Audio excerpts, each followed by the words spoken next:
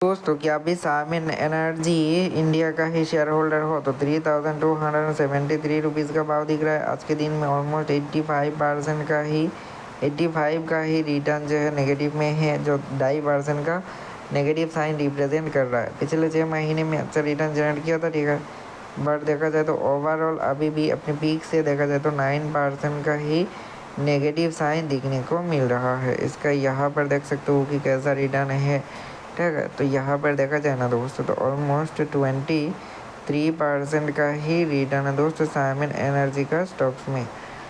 Then maximum return भी देख सकते हो कि कैसा है। तो इसका रिटर्न देखा जाए दोस्तों तो इसने शानदार सा ही रैली जनरेट किया है।